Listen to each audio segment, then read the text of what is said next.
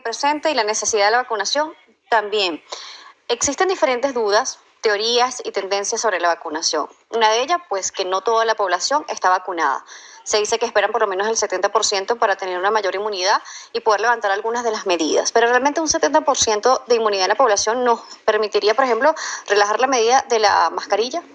Sí, bueno, lo estamos viendo en distintos países como Reino Unido, Estados Unidos, incluso Israel, donde han alcanzado altos niveles de vacunación en altos porcentajes de la población y sobre todo en la población más vulnerable. Es importante entender que COVID-19 se manifiesta de un modo distinto, depende de distintos factores. Por ejemplo, la edad, a mayor edad, mayor riesgo de mortalidad. Si se sufre hipertensión, diabetes, obesidad, asma u otros tipos de problemas, por supuesto que tiene mayor riesgo de mortalidad incluso o de severidad. Entonces, esas son las personas que hay que vacunar en general, porque hoy en día sabemos que también es raro que los niños se compliquen. Entonces, dejar, por ejemplo, de último en la fila a los niños no es preocupante porque son los que tienen menos posibilidades de tener problemas. Entonces, llegar a un 70% de la población y que dentro de ese 70% esté involucrado todos los adultos mayores, todos los profesionales de salud.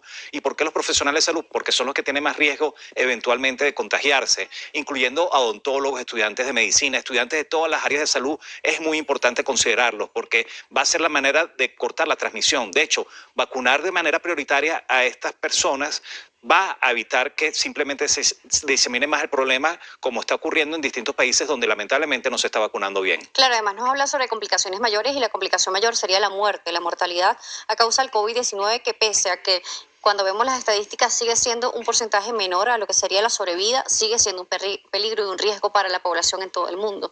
Y Venezuela pues no escapa de esta realidad. Sí, bueno.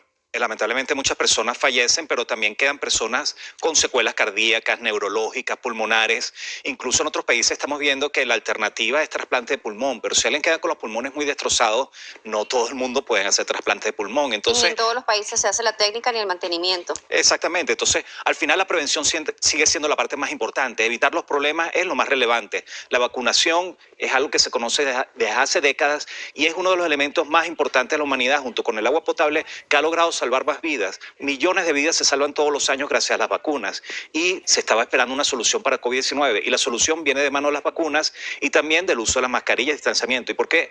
Porque simplemente la vacunación no se puede llegar a un 70% de una manera mágica en 2 meses o en 3 meses, un tiempo soñado, no, eso hay que buscarlo progresivamente y mientras se logra esa meta hay que seguir evitando que las personas se infecten con mascarillas, con distanciamiento y simplemente haciendo las cosas bien desde el punto de vista de prevención. Además el virus sigue estando presente en la saliva, sigue siendo una enfermedad transmisible a través de este tipo de fluido del cuerpo, así como cuando hablaba de la fiebre española que se le llamaba la enfermedad del beso. Bueno, el COVID no se escapa tampoco a esto y también es una enfermedad transmitida a través de besos, abrazos, cercanías. Entonces, bueno, nos ha cambiado también un poco la rutina. Aparece el COVID-19 en el mundo, vemos cómo va a tomar fuerza en diferentes países, pero también en los últimos tiempos estamos viendo la aparición de diferentes variantes que le llamamos doble mutante, variantes mucho más contagiosas y ahora se le llama alfa, beta. Entonces, bueno, vamos viendo según la presencia o cómo fue apareciendo en el mundo, cómo se están llamando, pero estas variantes siguen siendo el mismo virus, pero más agresivo, ¿no? Sí, bueno, el virus se le ha cambiado el nombre, al principio lo llamaban la enfermedad de Wuhan, el nuevo coronavirus, al final le pusieron SARS-CoV-2 como el nombre del virus y la enfermedad COVID-19. El virus al final es el mismo, pero con pequeñas modificaciones o mutaciones que van sufriendo en la medida que ocurran más infecciones, el virus va a cambiar. Además, él busca sobrevivir. Sí, porque es como si fuera un árbol genealógico, eventualmente los padres vienen de Wuhan, pero simplemente estamos viendo nuevas generaciones con ciertos cambios.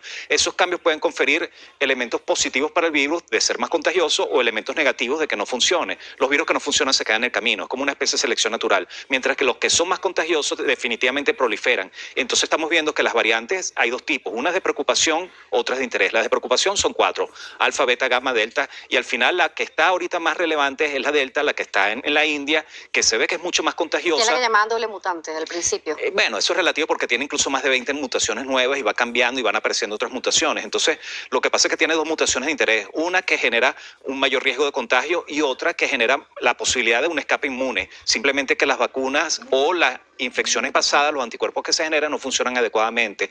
¿Qué se sabe hoy en día? Que bueno, es verdad que puede tener una acción disminuido los anticuerpos de infecciones pasadas, pero la vacunación funciona contra esta variante cuando se colocan las 2 dosis. Entonces, en ese sentido, hay que insistir en la vacunación, pero también hay que insistir en la protección, porque pongamos el ejemplo de Venezuela.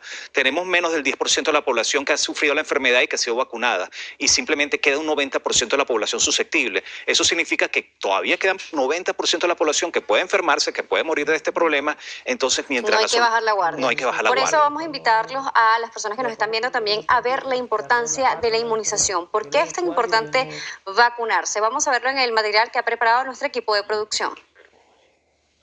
Desde que la Organización Mundial de la Salud declaró el brote de COVID-19, el virus ha cobrado más de 3.87 millones de vidas en el mundo y más de 179 millones de casos confirmados por pruebas de laboratorio. En la actualidad, la vacunación contra el coronavirus está contribuyendo a la mitigación de la pandemia. Cuando una persona se vacuna, no solamente está cuidando su salud, también está disminuyendo la posibilidad de enfermar a otros. Lograr la inmunidad con la vacunación global es importante para evitar que el virus continúe mutando y causando pérdidas humanas. Se busca que se disminuyan las pérdidas humanas y que el virus, al momento de una persona infectarse, pues tenga mayor impacto en el organismo y también las complicaciones asociadas luego de superar el COVID-19. Vamos a una pausa, doctora, regreso, vamos a hablar de ello y por qué la vacuna se comporta de esta manera y no es que previene totalmente el virus, sino que nos ayuda a tener un mejor sistema inmune para sobrellevar esta situación. Manuel Figuera nos seguirá acompañando, él es infectólogo, vicepresidente de la Sociedad Venezolana